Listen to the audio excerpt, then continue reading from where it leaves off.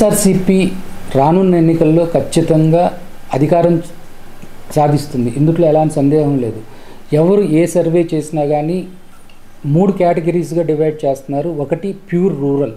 Pure rural అంటే మడక్సిర, వేమూరు లేదా నల్లజర్ల లేదా ఇలాంటి ఆమదాల వలస ఇలాంటి పూర్తిగా పల్లె గ్రామీణ ప్రాంతాలు ఉన్నటువంటి నియోజకవర్గాలు. ఇవి దాదాపు 85 నుంచి 90 సీట్ల వరకు ఇవి ఉంటాయి. ఇందుట్లో దాదాపు 80 to 90% సీట్లు ఖచ్చితంగా వైఎస్ఆర్సీపీ గెలుచుకుంటుంది. అలాగే ఓటింగ్ కూడా 55 నుంచి 70% వరకు కూడా ఓటింగ్ వచ్చేది ఉంది. అది మీరు రిజల్ట్స్ రోజు చూసుకుంటారు. అలాగే వైఎస్ఆర్సీపీకి ఏదైతే సెమీ అర్బన్ ఉందో, సెమీ అర్బన్ అంటే సగం అర్బన్ సగం rural, like Macherla, like Gurazala, like Sattenapalli ఇలాంటివన్నీ కూడా ఇవి ఈ సెమీ అర్బన్లో 35 నుంచి 40 స్థానాలు ఉన్నాయి.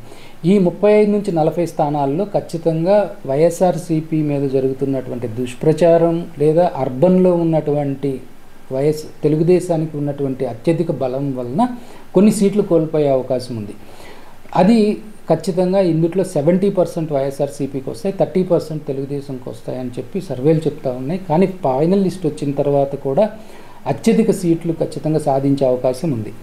అలాగే ప్యూర్లీ అర్బన్ సీట్లు లైక్ గుంటూరు 1, గుంటూరు 2, విజయవాడ 3, వైజాగ్ 4 ఇలాంటివి ఒక 30 నియోజకవర్గాలు, Rajahmundry urban, Kakinada urban, Tirupati urban ఇలాంటివన్నీ కూడా అన్నీ కూడా దాదాపు 35-40 సీట్లు ఉంటాయి. వీటిల్లో తెలుగుదేశంకి ఖచ్చితంగా బలం ఉంది. ఎందుకోసమంటే గత 2014 కానీ 2019 కానీ అంతకుముందు 2009 ఎన్నికల్లో చూసుకున్నా కానీ అత్యధిక సీట్లు వాళ్ళే గెలిచారు.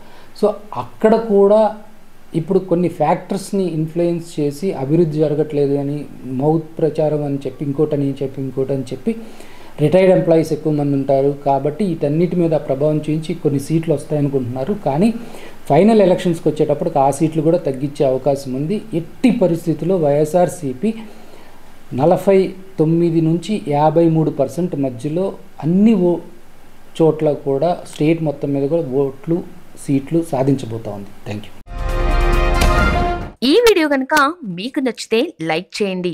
మా ఛానల్ని సబ్స్క్రైబ్ చేసుకోవడం మాత్రం మర్చిపోకండి.